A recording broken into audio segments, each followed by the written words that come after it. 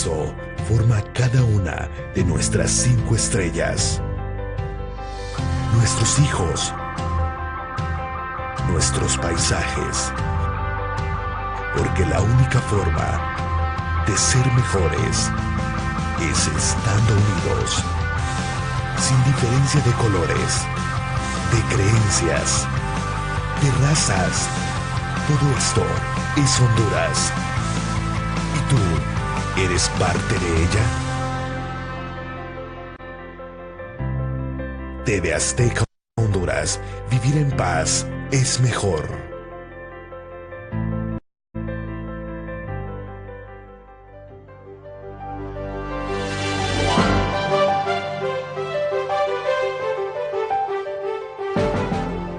Hola, muy buenas noches. Después de haberles presentado las noticias, es un enorme placer estar aquí con un general retirado, un estratega y una persona con una cultura general bastante amplia.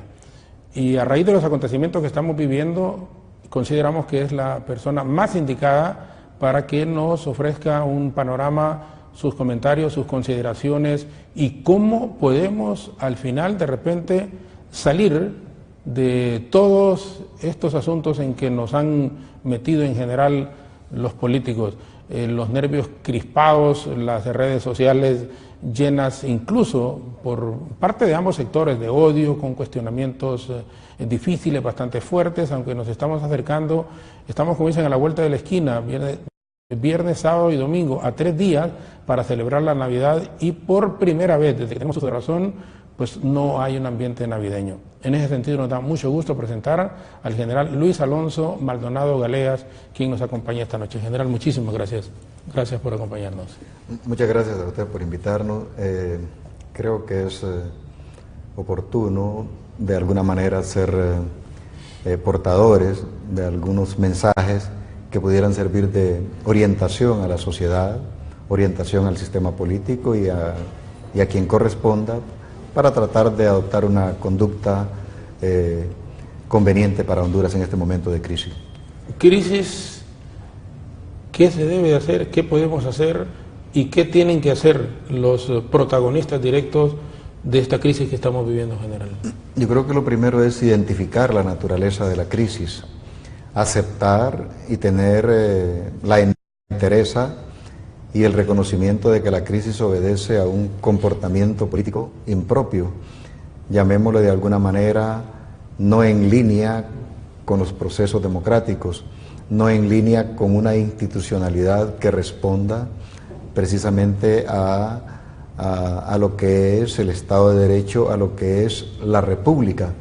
Hemos perdido el enfoque de el peso que debe de tener la institucionalidad en una nación, el peso que debe de tener la ciudadanía en la toma de decisiones y el menos peso que deben de tener quienes creen tenerlo, que son los líderes políticos.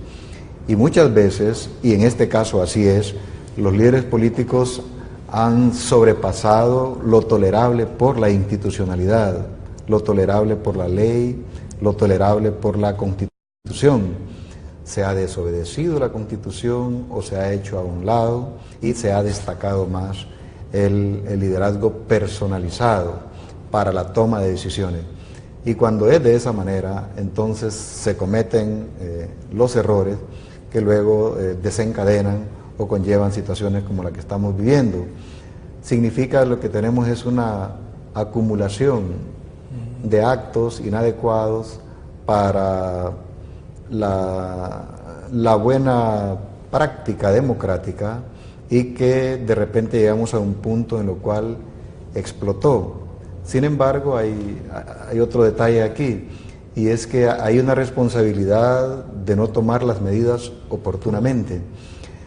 Recuerdo lo de la Unión Europea cuando recomienda, después de la elección pasada, del 2013, del 2013 cambios institucionales y precisamente cambios en el marco de los procesos electorales, como debe de ser o cómo debemos de decir nosotros respecto a un Tribunal Supremo Electoral, respecto al Registro Nacional de las Personas, respecto a la a la participación o no de los partidos políticos como actores claves en el proceso democrático, o que ellos participen solamente en el ejercicio electoral, pero que hayan instancias con mayor poder de decisión para la auditoría, la supervisión y para la validación de procesos electorales, por esta misma institucionalidad débil.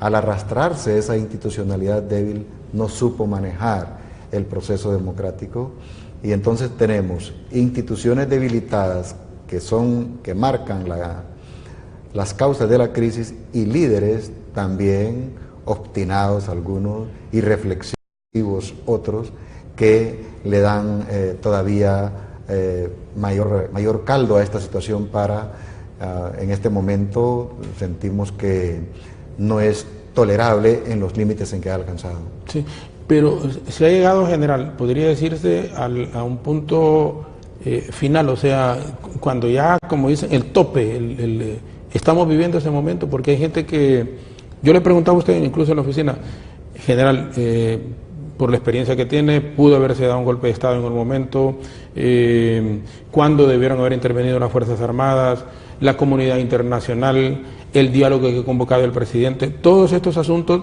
pero nos hemos olvidado también, y a lo mejor en que probablemente la población ya llegó a un tope de tolerancia de toda esta acumulación de situaciones las cuales usted apuntaba, de que los políticos en forma irresponsable, porque honestamente hay que decirlo que en forma irresponsable, se han olvidado, se olvidan, disfrutan las mieles del poder, y cuando se encuentran, como dicen, con la soga al cuello, como en este momento, entonces recurren a que hay que dialogar, a que aceptamos sugerencias de la comunidad internacional, pero pareciera que se nos olvida, o que se les olvida dentro de un par de meses, si es que la situación vuelve a una relativa normalidad. Los actores de la crisis, es importante identificarlos en la verdadera dimensión y en el tiempo. El primer actor de este problema se da en 2007, 2008 y que explota en 2009.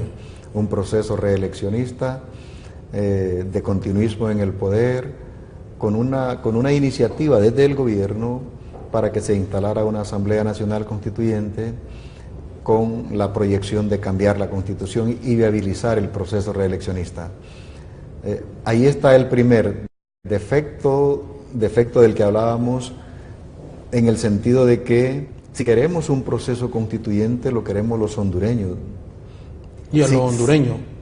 Y a lo hondureño, sí, conforme a lo que manda la Constitución, no un personaje. Y en este caso, si usted recuerda, la crisis de 2007, 8 y 9 fue generada por el presidente de la República de entonces. No fue una iniciativa ciudadana, no fue un proceso de discusión, de análisis, de debate que queríamos los hondureños constituyentes. Nadie pensó eso. Incluso el país estaba en una normalidad y en una estabilidad macroeconómica para hacer un despegue. Ahí fue el primer acto que provocó lo que vino después, divisionismo, etc. Al no aprender de esas lecciones, entonces surge el otro intento. El primer acto que yo recuerdo de los 15 diputados que fueron a la sala de lo constitucional, en realidad el artículo 239 dice: quien promueva esto cesa inmediatamente de su cargo, quien lo promueva. Entonces ya ahí hay un argumento en donde con una Fiscalía de la República sólida hubiera dado el primer paso, no lo dio. La Corte admite el recurso de petición, no está facultada para ello, pero lo admite y procede. Este poder del Estado ya queda en una situación de objeción al no seguir el procedimiento adecuado que manda la Constitución o tomarse una atribución que no está dentro de sus facultades. Bueno, siguen pasando las situaciones. ¿Cuándo es que esto toma forma, esto de la reelección? Cuando el señor Zelaya, que había hecho el primer intento en el 2009, hace un acompañamiento a la pretensión del presidente actual en términos de, da una declaración, recuerdo, en donde dice: si el presidente Hernández va de candidato para la reelección, yo también voy como tal. Y usted recuerda aquello de la candidatura por consenso. Correcto. Si el presidente Hernández hace una candidatura por consenso, viene el otro partido, Libertad y Refundación, y se va por lo mismo. Y casi era una especie de... O sea, en el fondo, estando de acuerdo el expresidente Zelaya con el presidente Juan Orlando. Estar de acuerdo, sí. Entonces, todo eso para el lector que está inmerso dentro de la situación, llamémosle al lector que es militante nacionalista, va en línea con ese proyecto de líder. Y si soy de Libertad y Refundación, también va en línea con este proyecto de líder. Pero casi nadie está viendo la institucionalidad y a Honduras como un todo, de que hay procesos que le están afectando. Recuerdo cuando el intento del plebiscito con el Congreso Nacional, el intento de plebiscito con el Congreso Nacional, Jorge, ese era el punto clave. Ese era el punto clave. Las pretensiones individuales chocaban con una iniciativa ciudadana o desde los diputados o desde otra instancia para convocar al plebiscito en donde se preguntaría si conviene o no una reelección, que sería un primer paso. Pero fíjese una cosa, si ese plebiscito se hubiera hecho y hubieran dicho sí, todavía la Constitución no se cambiaba con eso, sino que si esto implicaba una reforma o una consulta para que dijera sí queremos la reelección, dijera el pueblo, muy bien, el pueblo la quiere, pero todavía no se puede, hay que cambiar la Constitución. Y para cambiar esta Constitución solamente se puede con una Asamblea Nacional Constituyente. Y responsabilidad del Congreso de no dar ese paso, Jorge, por primera vez. Por primera vez Honduras estaba ante una situación envidiable, conveniente para la República, de que se instituyera el plebiscito, que se diera ese paso de participación ciudadana. Y aquí haciendo un paréntesis, yo considero estos últimos congresos del 2010 para acá como de los más ineptos de la historia republicana de Honduras, por todas las cosas que se fueron dando sucesivamente y por este caso también. Al no hacerlo el Congreso, ya hay otro paso, y luego venía el paso ya de inscripción de parte del Tribunal Supremo Electoral. Ahí todavía los partidos políticos hubieran puesto su protesta, pero su protesta de altura, es protesta inteligente, protesta de debate, protesta en la Cámara, no es una protesta de hacer una bulla y cerrar una calle, correcto. No, se tiene que convencer a la oposición, se tiene que convencer la misma oposición en un proyecto político y se tiene que sentir el peso político ante quien está haciendo la acción, y la comunidad internacional hubiera observado estos comportamientos de defensa de la democracia y de la institucionalidad.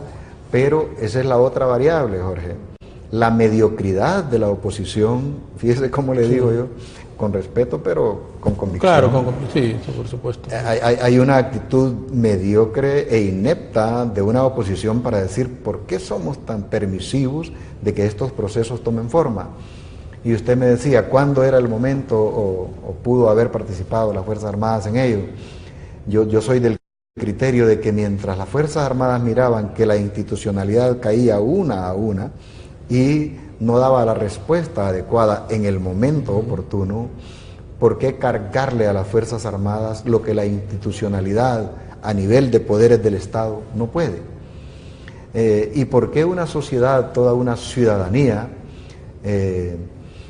también con una conducta poco ciudadana, tolera todo eso? ¿Y por qué tan poca población que no está dentro de las dos pretensiones, el proceso reeleccionista y el otro que hace el acompañamiento, por qué esta sociedad tampoco asume un rol determinante para neutralizar por lo menos estos procesos? Entonces aquí hay una responsabilidad compartida, integral, líderes políticos, claro, partidos políticos, institucionalidad, ciudadanía. Ante ese escenario de actores y complicidades en la configuración de la crisis, viene lo que habría que hacer, ¿no? Ahora, pero ¿por qué el 2009 sí sacan al expresidente Zelaya y no se toma una decisión, aun cuando, bueno, yo tampoco es que quiero, porque a veces como aquí hay que cuidarse un poco, como dicen, lo que uno dice, no es que quiero que hayan o que pudiesen haber tomado una decisión con el presidente Hernández, pero lo que fue malo el 2009, ¿por qué no fue malo ahora? Para las Fuerzas Armadas en la toma de decisiones. Los dos procesos eran malos, son malos ante la República y ante la democracia. Son malos, por decir una palabra, aquel, y malo este también. ¿Por qué las Fuerzas Armadas actuaron en ese entonces? Porque la institucionalidad, llámese Corte, llámese Fiscalía y llámese Congreso Nacional, no estaban en línea con el poder central. Con el Ejecutivo, con el Ejecutivo, sí, con el presidente. Este era un proyecto presidencialista y es el otro defecto de nuestra democracia. El presidente cree que es capaz de hacer lo que se le antoja. Y el presidente Zelaya cayó en esa, digamos, irresponsabilidad de desafiar los poderes constituidos. Y los poderes constituidos le respondieron, la Fiscalía le advirtió, va mal, señor presidente. Y la Corte, cuando ya no se soportaba, le dice, aquí hay una orden de captura para las Fuerzas Armadas. Entonces las Fuerzas Armadas dicen, sí, aquí tengo una orden de captura de un poder del Estado. Esa es la diferencia, porque el jefe del Estado Mayor Conjunto para abajo es el órgano operativo de las Fuerzas Armadas, no es un órgano decisorio de políticas de Estado. Entonces, sí la cumplo, porque soy el órgano operativo y voy a cumplir esta orden. Ahora no. Ahora la institucionalidad había tolerado el proceso, lo había aceptado y lo dio como válido. Y esta ciudadanía lo aceptó también como válido porque tuvimos participación ciudadana en el proceso electoral. Y el resto que no vota también porque no protestó. Entonces, ante la tolerancia ciudadana interna, también hay una observación internacional que dice, bueno, estos son los hondureños, esto es lo que quieren. Esa Corte hizo un fallo y ellos dicen que viabiliza la reelección, pues la viabiliza.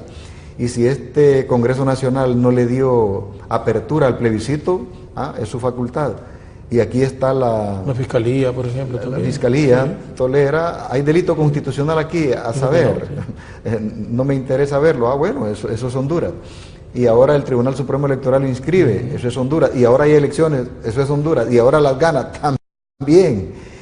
Y luego la oposición no puede técnicamente ni físicamente demostrar que hay un fraude. ¿Qué hacemos la cooperación internacional? Observar y decir que hay irregularidades, hay cuestiones técnicas que todavía no se clarifican, hay falta de calidad del proceso.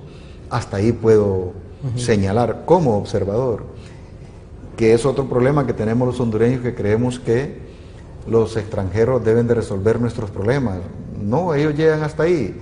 Y de quien se esperaba una conducta más, digamos, incidencial o incidente en la política nacional era Europa, con la señora Matías, que preside la observación europea, de la Unión Europea. Y no, ella dice, Honduras es soberano, un país soberano para decidir por sí mismo, y corresponde a los hondureños determinar su destino democrático. No tenemos más influencia que esa. Al final, Jorge, esto es lo lamentable, que aún a sabiendas de que la Constitución sigue viva con artículos constitucionales que prohíbe la Constitución, la reelección se dio y tiene en esta situación. Pero, ya que viene una etapa que me imagino que va a ser la siguiente parte de esta conversación, hacia dónde vamos, que el diálogo, qué debe de comprender. Y yo le contestaba al principio que el reconocimiento de la crisis, de la naturaleza de la crisis, de los actores de la crisis, de la responsabilidad de los actores, debe ser el primer paso para vaciar ese marco situacional en donde yo digo, sí, yo soy responsable. Y de ahí viene una actitud de desprendimiento y de focalización a los intereses nacionales. Esta recomendación general del secretario de la Organización de los Estados Americanos, Luis Almagro, tiene, aunque lógicamente somos, usted lo ha dicho también, y los defensores, abogados constitucionalistas del gobierno dicen, no, aquí no hay segunda vuelta, no puede haber una un proceso electoral nuevo en este momento. Pero ¿tiene algún valor, algún grado de aceptación la sugerencia, si cabe la palabra, del señor Almagro? Sí la tiene, en el sentido de que la política, en todo este proceso, la política del expresidente Zelaya, la política del expresidente Hernández y todos los que manejan la política para la gestión del Estado, sustituyó la institucionalidad. La política presidencialista hizo caso omiso de lo que manda la Constitución y la institucionalidad no asumió su rol responsable. Entonces han sido decisiones políticas que han tenido éxito político. Y si viene una propuesta que no cabe en la Constitución, que no cabe en la ley electoral, pero cabe en la solución política. Programa, sí. Si un actuar político permitió la reelección, un actuar o una decisión política pudiera viabilizar una elección, una nueva elección presidencial entre los dos actores, correcto, los dos que quedaron como arreglo político. ¿Qué significa esto para la historia de Honduras? Que en 1985 pasó por esto. Hay unas elecciones y hay un conflicto y hay alguien que quiere el presidente quiere extender su periodo por 2 años. ¿Cómo hacemos? Una opción de decisión política con participación integral, políticos, representantes de la sociedad, obreros, campesinos, etcétera, sindicalistas. Y se logró, aquí está el acuerdo, aprobado. ¿En contra de la Constitución? Sí, pero resuelve una crisis política. Entonces, como ya tenemos ese antecedente y el procedimiento que se siguió fue más político que constitucional o legal, entonces a las puertas de nosotros tenemos una propuesta que da la OEA que solamente puede ser resuelta con decisión política, con actores políticos, incluso valederos, que podrían intervenir como mediadores, en este caso con los dos sectores, o sea, sentando los dos sectores. El presidente, no siendo el presidente un actor determinante y convocando. No sé, por eso le digo, no que esa convocatoria no venga del presidente, sino que venga de otros sectores, sentando al presidente como candidato. Es que ese es el problema, que como primera vez que se da este fenómeno en el país. Sí, y esto hay que diferenciarlo de lo que es el diálogo nacional. El diálogo nacional en este momento tiene un enfoque de tener una plataforma de despegue para la República, para el desarrollo, para todo lo que conlleva.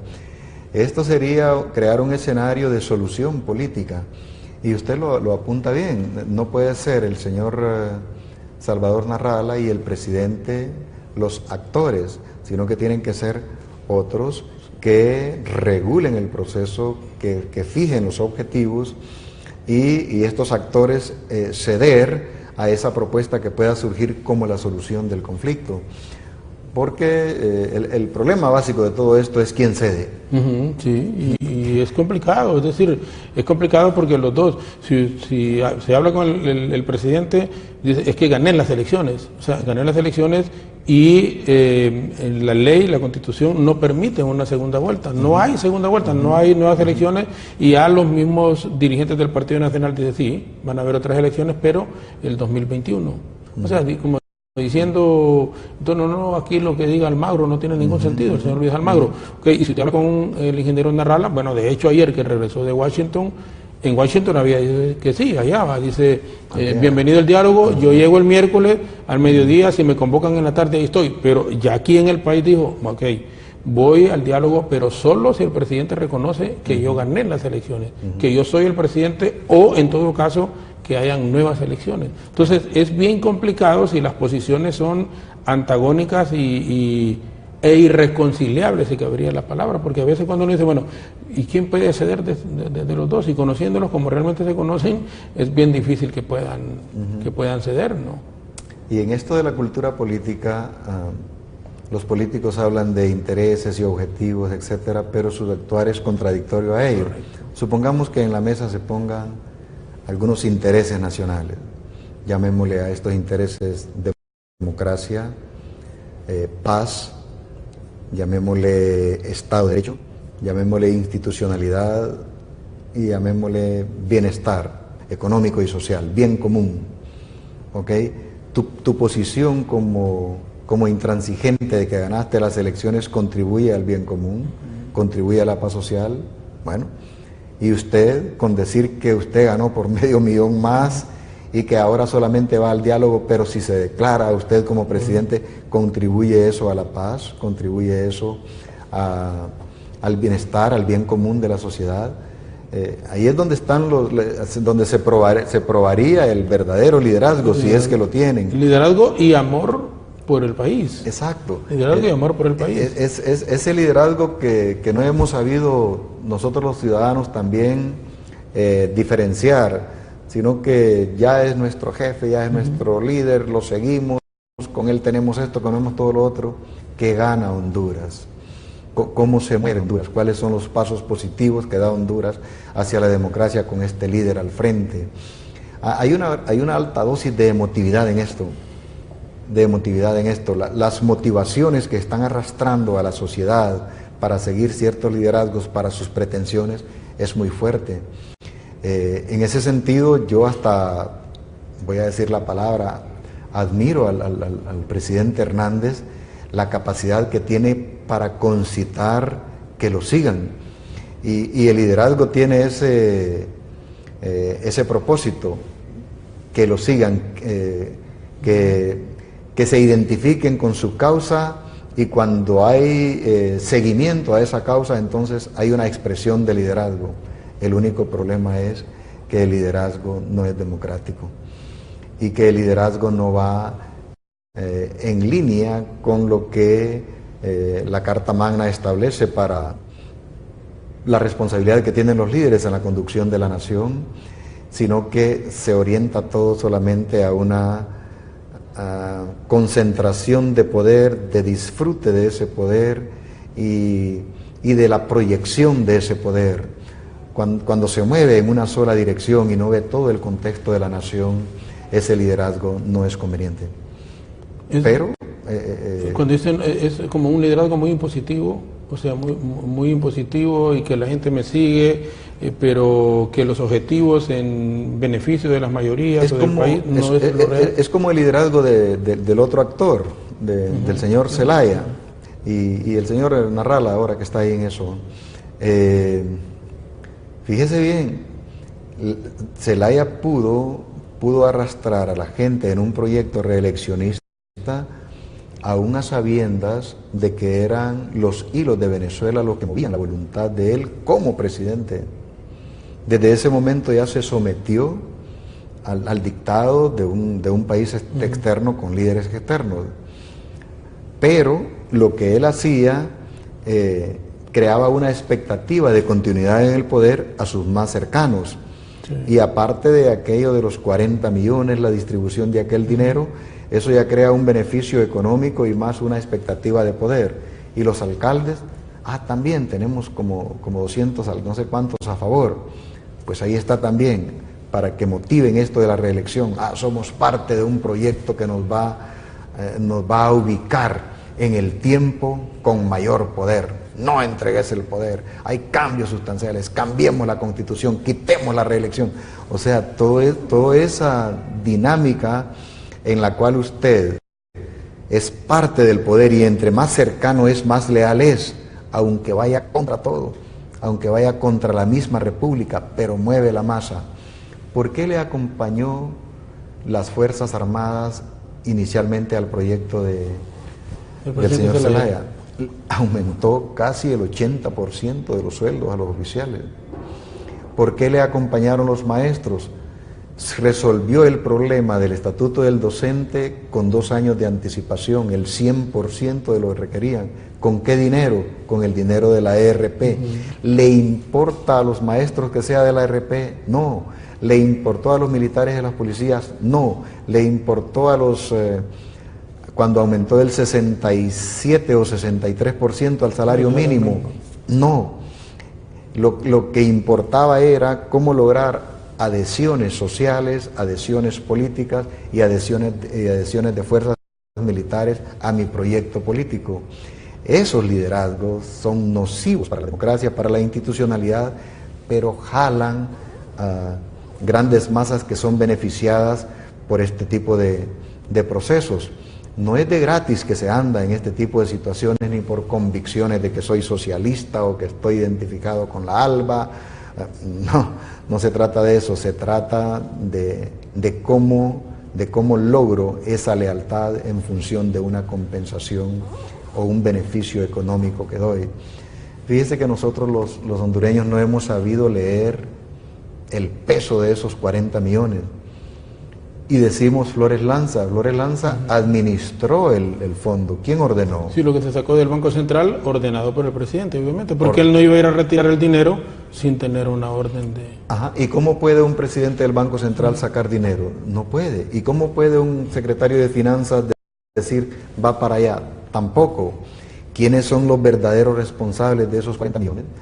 ¿Puede un ciudadano consciente como usted, Jorge, aceptar un liderazgo que puedes extraer dinero del Banco Central para un proyecto político personalizado? Si usted dice que no, y yo digo que no, pues esperamos que 1 millón de hondureños que andan detrás de eso también digan no. Esa es la importancia de estas conversaciones y también de identificar la naturaleza de la crisis. Bien, estamos conversando, vamos a hacer una pausa, Alan, en este instante con el general Luis Alonso Maldonado Galeas, general en condición de retiro, un politólogo también, una persona, como les dije al comienzo, con una gran capacidad y estamos seguros, como lo experimentamos en sus mensajes a través de Facebook, a quienes nos ven en el exterior, a quienes nos ven en Europa en este instante y por supuesto acá en nuestro país. Regresamos en un momento con el general Luis Alonso Maldonado Galeas.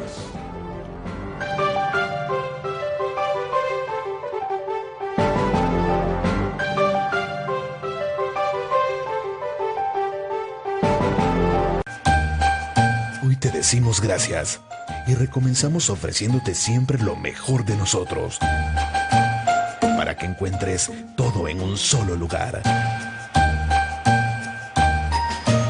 Super Repuestos, donde compran los expertos. Que tengas un feliz borrasaldo en esta Navidad. Con Banco Azteca, participa solicitando tu préstamo personal desde 12,000 lempiras en adelante y puedes ser uno de los ganadores del borrasaldo navideño para que tengas más para disfrutar. Solicita tu préstamo personal y participa hoy, hasta el 6 de enero de 2018. Banco Azteca, sueñas, decides, logras. Únete a una de las causas más nobles de TV Azteca Honduras. El Juguetón. Juntos podemos lograr millones de sonrisas. Dona tu juguete que no sea bélico y que no use baterías y estarás regalando a un niño una ilusión, una sonrisa. Apoyemos esta noble causa en los diferentes puntos de recolección. Tú eres lo más importante que hay en mi lindo país. Hoy aquí formaremos un ejército llamado Juguetón. Juguetón, un regalo, una sonrisa. Nuestras navidades se celebran con tamal y para no perder la tradición, Maseca y TV Azteca Honduras se unen para llevarle a los niños del crematorio deliciosos tamales, elaborados con harina especial Maseca Tamal. Felices fiestas te desea Maseca y TV Azteca Honduras.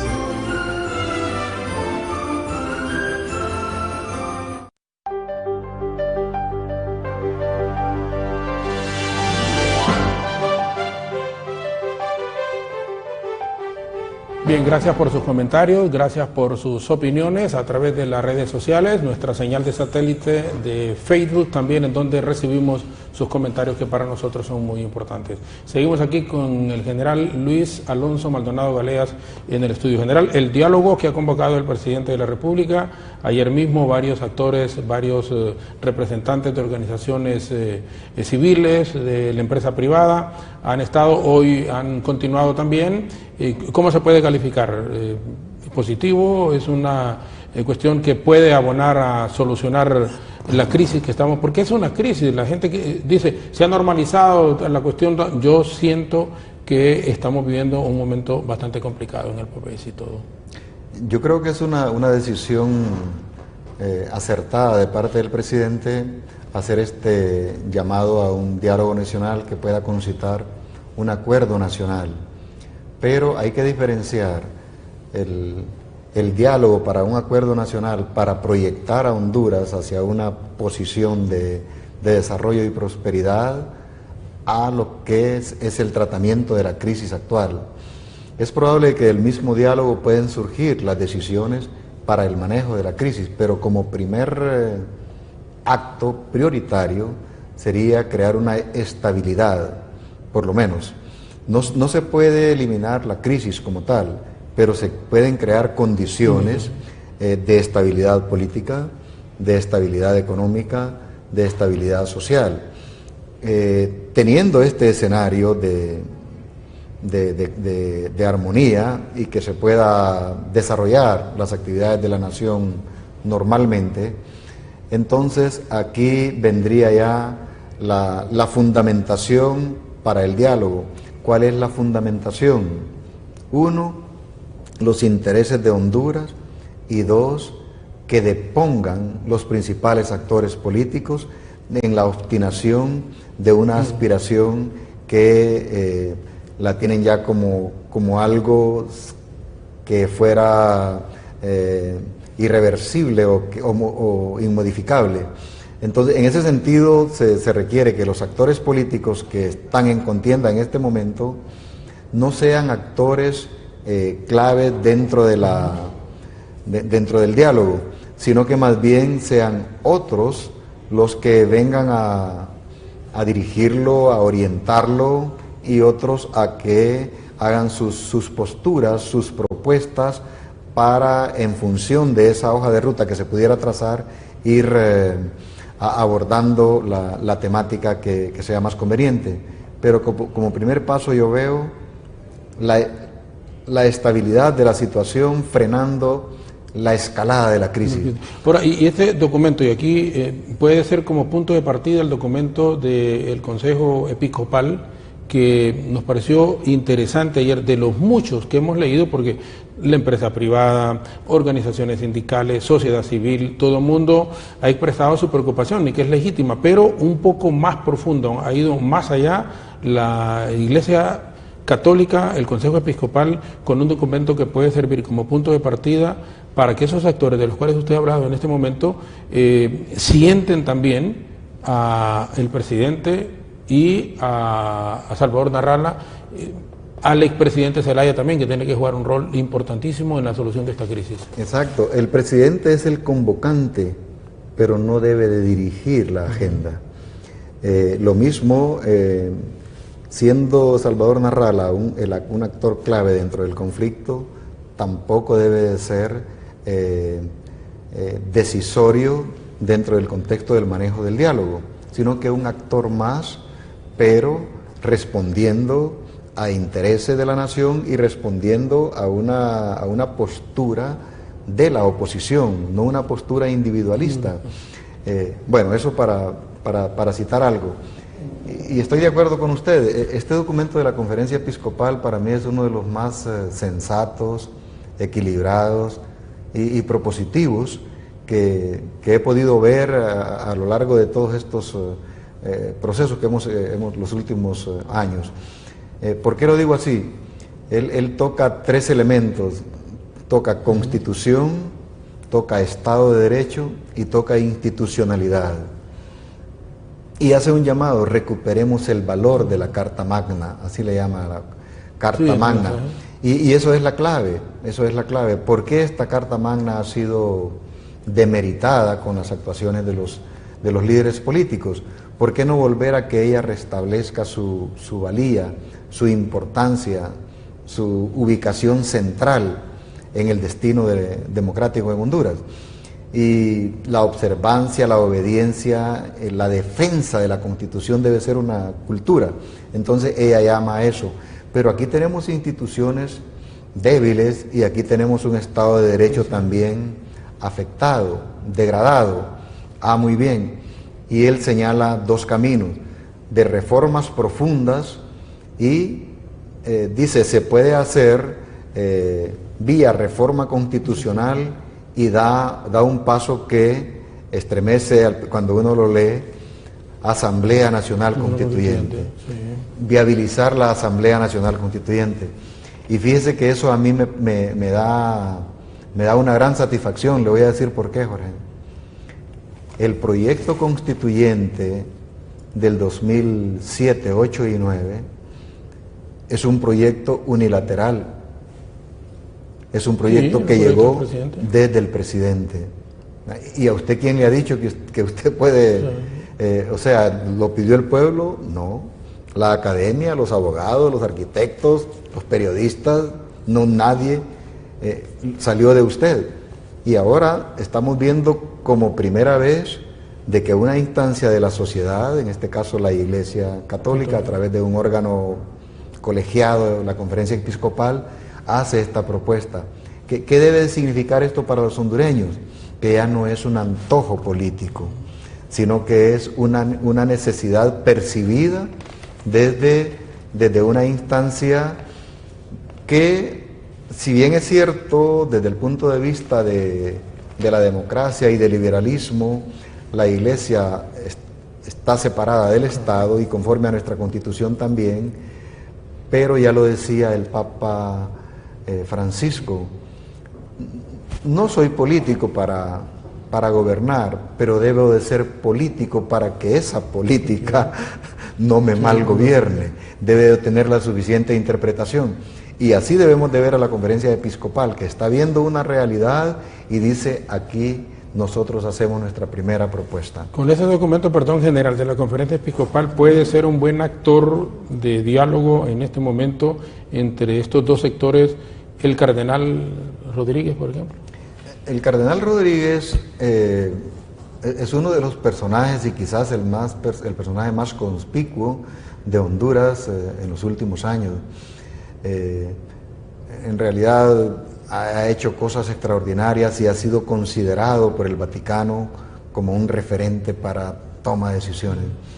Presidente de la CEPAL, por ejemplo, es asesor ahorita presidente del de Cáritas Internacional, llamado como uno de los 12, no sé cuántos, sí, 8 más cercanos del sínodo, sí, del sínodo, para que le hicieran una especie de proyección de la Iglesia. Entonces es un hombre de mucho valer. El problema de la política es que incluso se llegó a crear una descalificación, animadversión, un hombre con 7 idiomas en el cerebro que toca instrumentos, piloto de aviación, con esos cargos tan relevantes que le da el Vaticano, debería de ser un orgullo nacional.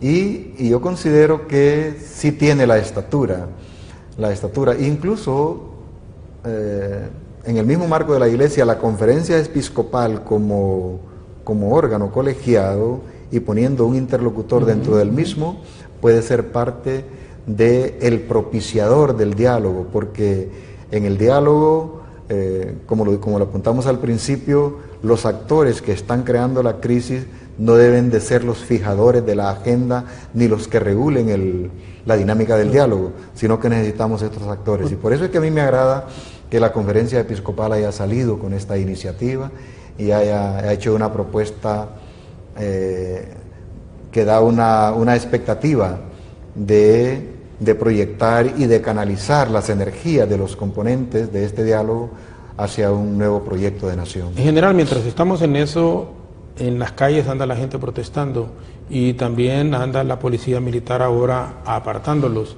Con el cambio de jefatura del Estado Mayor Conjunto, hasta hoy fue el general Isaías Álvarez Urbina, Francisco Álvarez Urbina. Hoy asumió René Orlando Ponce Fonseca. Incluso usted estuvo pues en el traspaso como alto oficial que alcanzó las más altas posiciones dentro de su promoción. ¿Cuál fue su promoción? Decimocuarta, la 14. Sí. Cuando han habido estos cambios, se ve endurecer la posición de las Fuerzas Armadas con los manifestantes, porque hay gente que dice, y hay otros actores que no merecen, pues como dicen, sufrir por lo que se está viviendo, por lo que se está pasando, pero esa es la realidad, y si la gente no protesta de esa manera, pues no se le toma en cuenta, porque no es lo mismo una manifestación fuerte a que la gente vaya a protestar pacíficamente, que se aparte, que los carros van pasando y dicen, no, ha perdido fuerza. Eso es aquí en Honduras y en todas partes del mundo, pero ¿cree en forma paralela al diálogo con estas tomas? ¿Cuánto tiempo en su concepto y por la experiencia que tiene podría llevar todo esto del conflicto y qué tanto nos va a perjudicar a nosotros como país? Bueno, en principio quiero poner esto del cambio de jefe de Estado Mayor Conjunto como un proceso dentro de la normalidad de la rotación de los mandos en las Fuerzas Armadas. Al general Álvarez Urbina le correspondía este día, un 21 de diciembre, y justamente un 21 de diciembre entrega el mando. Eso se llama institucionalidad. Y también debo de reconocer la acertada decisión del presidente de nombrar a uno de la 21. Sí, a uno de la 21, a René Orlando Ponce Fonseca, como jefe del Estado Mayor Conjunto. Estaba en la Junta de Comandantes, era el comandante del Ejército, tenía la más antigüedad como general, la primera antigüedad, cumplió con el requisito de la Constitución, cumplió con todo, y eso a mí me satisface mucho. Quiero dejar una impresión: no es que con la llegada de este jefe de Estado Mayor Conjunto es que cambia el modelo de actuación de las Fuerzas Armadas en el marco de la crisis. Es que pude captar que la Policía Nacional, las Fuerzas Armadas y en este caso las decisiones del presidente fueron de alguna manera tolerantes ante las primeras expresiones del pueblo en su manifestación. Tiene derecho, muy bien. ¿Cuál fue el problema? Pasaron los límites. Y los daños se fueron acumulando, daños de distinta índole, económicos, daños psicológicos, hay una psicosis social. Bueno, el haber capturado y desnudado policías, incluso ese es el acto que es muy peligroso. Es muy peligroso y también deja una lección perversa para el veedor, y este veedor es juventud, es niñez, somos adultos, ancianos. Esto no es ajeno. Este puede ser una copia de conducta delictiva por esta nueva niñez y esta juventud que está en este marginamiento social, en esta desatención, altamente peligroso. Pero quiero decirle algo yo al pueblo hondureño al respecto. Ningún soldado, ningún militar es formado para reprimir a un pueblo. El soldado es formado para defender a la nación de una amenaza con un enemigo identificado, y nunca el pueblo es enemigo del soldado. Y el policía es formado para servir y proteger a ese pueblo, y nace de ese mismo pueblo. No se confunda la naturaleza del soldado y del policía porque toma una acción represiva ante un acto que violenta un derecho constitucional. Es un deber constitucional, no es una animosidad de causar daño. Pero lo que le hicieron al policía, y les voy a decir algo, nosotros los soldados nos preparamos para ser prisioneros de guerra en caso de una guerra convencional, y nos preparamos para ser prisioneros de una guerrilla en caso de una guerra irregular. Pero nunca se nos imaginó de que un delincuente de calle tomara como prisionero y despojara de su uniforme y lo humillara a un policía. Esto es un extremo que hay que saberlo medir en la verdadera dimensión. ¿Qué tal si fuera su sobrino, uno de ellos? Un hijo general. Un hijo. Sí. O el hijo de quienes gritan, claro, viva no sé qué, muerte y todo lo demás. No, somos hondureños todos, aquí no estamos peleando una guerra con nadie, es nuestra propia gente vestida de uniforme para servir, y un ciudadano incontrolado y también con motivaciones extremas que hace ese daño. Entonces, y aquí hay responsabilidad directa en el acto y quienes agitaron y quienes tomaron esta acción. Por eso es que el ministro de Seguridad hizo esa aclaración y ese llamamiento a que no se confunda el accionar que hace la protesta, por un lado, la protesta política pacífica, y el accionar que hace la delincuencia organizada, el crimen organizado, narcotráfico, etcétera, aprovechándose de estas situaciones. Entonces, es importante que los hondureños no nos dejemos de llevar por esos mensajes emotivos en donde en Honduras hay represión y se están asesinando ciudadanos. Eso no es así. Y si acaso alguna bala hubiera salido de un fusil, de un soldado, de un policía, pues están los órganos jurisdiccionales para hacerlo procedente y juzgar, y no ningún soldado, ningún policía va a ser ocultado o hacer caso omiso de la comisión de un delito. Eso hay que tenerlo por seguro el pueblo hondureño. Quería tocar este punto porque a mí me indignó también. Claro. Y creo que todo el pueblo debe sentirse indignado. Eso no es tolerable. Yo creo que, mire,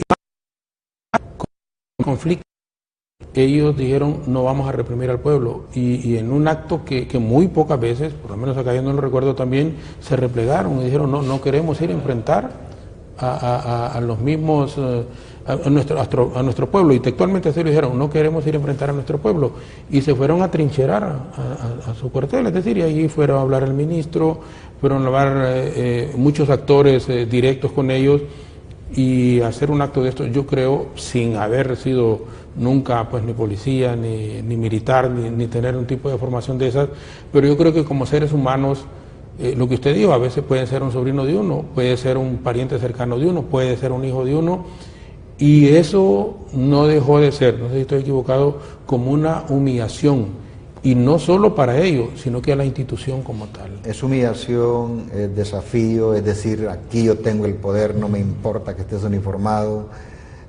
Esto puede traer una acción de represalia que no queremos. Sí. Ojalá que no sea así, ojalá que la ecuanimidad institucional continúe, que se identifique, que se capture y que se someta al proceso judicial que corresponde, a los tribunales. Sí. No pretendemos alimentar una reacción de esa, pero ¿y qué tal si fuera para uno de nosotros? Que mi hijo es el que está ahí desnudo. ¿Qué hago yo como ciudadano? ¿Cómo respondo? Entonces son los extremos de este tipo de situaciones que los líderes están llamados a regular el comportamiento político y a saber diferenciar entre lo que yo hago como acción política de protesta y lo que corresponde a la delincuencia común o organizada. Sí, lo que es permitido pero si se ha identificado que son mareros, que son delincuentes comunes, entonces ahí es donde tiene que actuar la policía, los militares. El problema es saber hacer la diferenciación. Quizás lo que pudiera provocar esta diferencia es que si es así, si es responsable el señor Narrala y es responsable el señor Zelaya, esta es nuestra protesta y que se mire diferenciada. Esa no es mi protesta, pero que lo diga. Sí. Y que cuando hayan esos excesos, pues ellos tienen liderazgos encargados de cada punto, etcétera. Entonces debe de saberse diferenciar, pero ellos son los responsables. Desde luego, el sistema de inteligencia está actuando para lograr esa... Ahora, un domingo que hubo una manifestación multitudinaria aquí en Tegucigalpa, el siguiente domingo después de las elecciones, en donde fue pacífica, pues, y la gente se manifestaron, la gente de la Alianza, no sé si se recuerda. Sí, claro. El domingo después de las elecciones. Han tenido distintos comportamientos. Sí. Y yo quiero señalar algo aquí. Hay algunas comunidades en Honduras que son tradicionalmente han estado bajo control de las maras y pandillas. Y después de estas intervenciones de este gobierno en los últimos 4 años, ha habido una especie de recuperación de esa área. Este momento es peligroso porque, si usted se ha fijado, no importa si son comunidades pobres o comunidades marginadas, lo hacen y están haciendo daño a la población que tiene menos capacidad, menos recursos, etcétera. Población pobre, pero ahí hay implícito algo, se pueden perder esos procesos de recuperación comunitaria aprovechándose de estas circunstancias. General, estamos llegando al final. Yo quiero agradecerle de veras el que nos haya acompañado esta noche. Ha sido muy gratificante escuchar sus puntos de vista como profesional como un elemento del ejército, ¿verdad? Fue Sí. dentro del ejército, y logró alcanzar las más altas posiciones formando parte de la cúpula de la institución militar de la 14ª promoción y con muchísimos libros, algunos libros que ha editado ya usted, y me pareció que era la persona más indicada y más oportuna que nos diera este mensaje a nosotros y por supuesto a nuestros amigos televidentes. Dios quiera que no nos toque pasar pero por los que se está viendo, comiencen una muy mala Navidad, porque o que comiencen un compás de espera y que regresen en enero con estas tomas, con estas manifestaciones y con todos estos problemas, y que el diálogo continúe y que haya algún acercamiento para que al final del túnel, en esa forma borrosa que se puede estar viendo en este instante, pues podamos sentirnos y que saquemos las mejores lecciones de todos estos problemas que estamos enfrentando y que yo sí lo veo verdaderamente como una situación bastante difícil. Así que le dejo por favor 30 segundos, general, para que envíe su mensaje final, por favor. En principio, muchas gracias. Me siento muy cómodo y muy agradado con usted, tanto por su profesionalismo como por la claridad en la conducción de este tipo de programas, y que permite este abordaje de interés nacional. Hay que darle apertura a los procesos para la solución de la crisis. Está la crisis, pero enfrente de cada uno de nosotros hay una oportunidad de rectificación por lo que hemos hecho mal y para crear una plataforma de despegue hacia una nueva